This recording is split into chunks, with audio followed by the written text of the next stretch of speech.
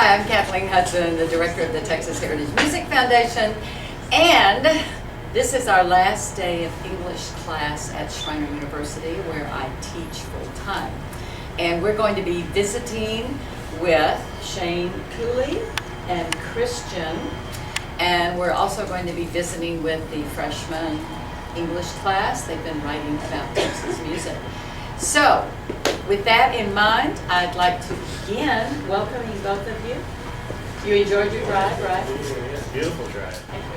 We started off talking earlier about your English degree, listen up there, about your English degree, about your move to Austin, and your songwriting. So let's just hear a little bit of your story about how the writing mattered and where it led you and what you're doing in Austin. Well, I started writing songs when I was about 14. I'm from Virginia originally. I'm soft-spoken, so I'm trying to project a little bit. But yeah, I've always been. I wanted to be a novelist when I was really young, and then I got into music, and just really being a songwriter, putting music and the lyric, the literature behind it, just poetry of writing and music, putting it together really worked for me from a young age.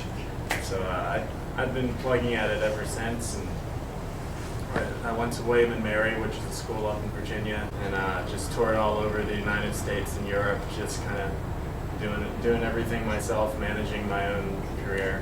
I know you play music, I do, yeah. and I know you're from Brownsville, Texas. and you're in Austin now. Yeah. So would you like to add anything about your playing music? Have you done that since you were a child? Since I was 10. Okay. When my dad first taught me how to play guitar when I was 10. Kind of just took off from there. I was in a few bands in middle school and high school and college, and found my way to Austin where I met Shane. Well, I can drink my whiskey, but lately I drink coffee. Never gave me much fight anyway.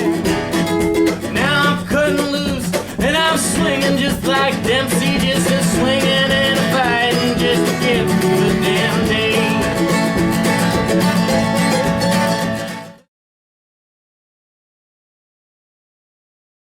The best songwriting usually comes from that magic moment where it just pours out. It's not forced. You're not trying to think about what you're writing. It just happens. A lot of the songs on my new album are kind of little vignettes of trying to capture the atmosphere more so than make a complete statement. Okay. Well, I also teach a Texas Studies course here, and in that course we talk about the influence of geography. And we're sitting outside here today, and we're surrounded by trees and fall colors, and distracted by squirrels and everything else that can get our attention. But the geography of Texas rivers, and the drive you took down here, Yes. all of that seems to filter into a lot of songwriting. Absolutely. Now, in our work with Townes Van Zandt, we also looked at the writer who goes in and explores that inner landscape as well. Do you have any songs that you perceive of as a journey to your inner world? Absolutely. I really think they all are. There's a little bit of me in all of them. Can be like a journal almost. You just it translates that certain moment in your life you're going through. Or to me, it's always kind of a mirror as well. Okay. Look back and. Well, that's what I really think on. It's kind of sometimes a little brutally just as much part of that mirror image that you're affected by the world around you as well. So I've always tried to be a good observer. Have you gone down the writing trail at all? A little, yeah. Of course. Yeah. How could you not? I agree with Shane in that aspect that the best stuff comes out when you just let it all pour out. Okay. Just naturally. Well, for years, I was on the road, singing, and I made about 30 grand a night. I went from 500 a night to 30 grand a night. So see, things can happen. And I was on the road opening up for Hank Williams Jr. and Oh, a lot of great people that were famous during that time. We're talking 80s, 90s. Y'all probably weren't even born yet. But I was out there just, roaming the universe, and I hooked up with this guy named Bob Johnson, who produced Bob Dylan in the early 70s, correct, 60s. And then he produced Simon and Garfunkel. And I went to work with Bob, just helping him pitch artists. He taught me how to be a song plugger, along with Hank Cochran, who's another huge person in the industry, because Shane is a songwriter. That's 99% of why people make it today. I really believe that. That if you're a singer, then you're kind of stuck with standards, and that's okay too. But do you feel that the creativity of the songwriting has helped you get into a different place with your music? Yeah, it's the number one reason for me. It's writing songs. Music has always been fun, but writing songs is what made it a career for me.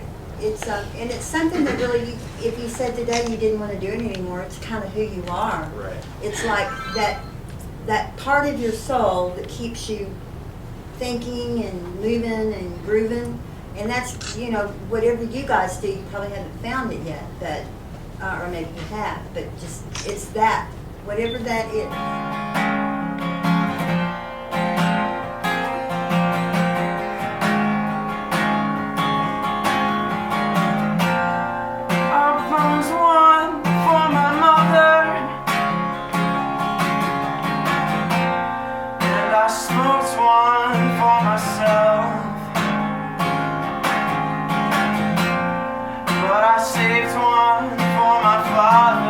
Move through as many phases as you can, because that's how you're going to find what your sound is. I know I spent a lot of time when I was coming into my own sound. Most of my teenage years and through college and everything, I got told a lot.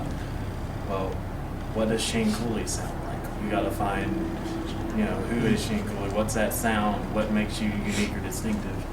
And for a while, it got me searching for it. And then I realized that it has to find you. But the only way for that to happen is to just explore and just keep getting out. That's the fun part about being a songwriter, is that, it's like if you're in the mood to rock out one day, write a rock song. Yeah. And then even if it never, if that doesn't become your sound or whatever, it's just being able to try all the flavors, and then eventually the things that resonate with you will stick with you.